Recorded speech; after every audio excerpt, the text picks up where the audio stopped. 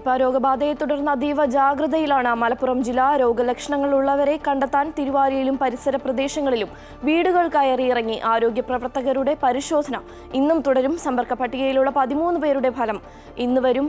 T K Aravindan ചേരുകയാണ് മലപ്പുറത്തു നിന്നും വിശദാംശങ്ങളുമായി. അരവിന്ദൻ, ഇന്നും ആരോഗ്യ പ്രവർത്തകരുടെ ഈ ഒരു സർവേ തുടരുമെന്നാണ് അറിയാൻ സാധിക്കുന്നത്. ഇതുവരെയായുള്ള പരിശോധനാ ഫലങ്ങൾ ഏത് രീതിയിലാണ്? ഇന്ന് എത്ര ഫലങ്ങളാണ് ഇനി ലഭിക്കാനുള്ളത്?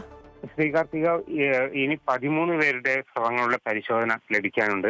എന്തായാലും കനത്ത ജാഗ്രതയിലാണ് മലപ്പുറം ജില്ല. പ്രത്യേകിച്ചും തിരുവാലി പഞ്ചായത്തിലെ നടുവത്തും പരിസര പ്രദേശങ്ങളും ഏതാണ്ട് 5 വാർഡുകളിലാണ്. തിരുവാലി പഞ്ചായത്തിലെ 4 വാർഡിലും മമ്പാട് പഞ്ചായത്തിലെ 1 വാർഡിലുമാണ് കണ്ടെയ്ൻമെന്റ് സോണായി പ്രഖ്യാപിച്ചിട്ടുള്ളത്. ഇവിടെയെല്ലാം കനത്ത ജാഗ്രതയിലാണ് അധികൃതർ. എന്തായാലും ഇവിടെ ഇപ്പോൾ 2 പഞ്ചായത്തുകളിലായി സർവേ ആരംഭിച്ചിട്ടുണ്ട്. പനി സർവേയാണ് നടക്കുന്നത്. ഇന്നലെ 1928 വീടുകളിൽ സർവേ പൂർത്തിയാക്കി കഴിഞ്ഞു.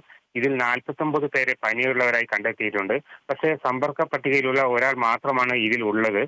എന്തായാലും ഇവരെ മഞ്ചേരി മെഡിക്കൽ കോളേജ് ആശുപത്രിയിൽ 10 പേരെ കഴിഞ്ഞ ദിവസം പരിശോധനയ്ക്ക് അയച്ചിരുന്നത്. 10 പേരെ രോഗലക്ഷണമുള്ളവരായി കണ്ടെത്തുകയും ചെയ്തിരുന്നു. ഇവരെ മഞ്ചേരി മെഡിക്കൽ കോളേജ് ആശുപത്രിയിൽ പ്രവേശിപ്പിച്ചിട്ടുണ്ട്. എന്തായാലും ഇവരുടെ സ്വങ്ങളുടെ പരിശോധനാ ഫലം വരുന്നതിനനുസരിച്ചായിരുന്നു തുടർ നടപടികൾ ഉണ്ടാവുക. ഒപ്പം തന്നെ നടുവത്ത് തിരുവാലി പഞ്ചായത്തിലും കർശന നിയന്ത്രണങ്ങൾ തുടരുകയാണ്.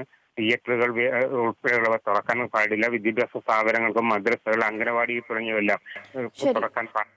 വ്യക്തമാണ്. ടി കെ അരവിന്ദനാണ് മലപ്പുറത്തു നിന്നുള്ള വിശദാംശങ്ങൾ നൽകിയത്. ഈ ഒരു സാഹചര്യത്തിൽ ആശങ്കയല്ല വേണ്ടത്, ജാഗ്രതയാണ്. ഇതിനു മുൻപ് കോവിഡിന്റെ 3 തരംഗങ്ങളും അതുപോലെ തന്നെ നിപ്പ മുൻപും കോഴിക്കോട് സ്ഥിരീകരിച്ചിരുന്നു. ഇതിനെല്ലാം അതിജീവിച്ചവരാണ് നമ്മൾ. അതുകൊണ്ട് തന്നെ ആശങ്കയല്ല, ജാഗ്രതയാണ് നമുക്ക് വേണ്ടത്.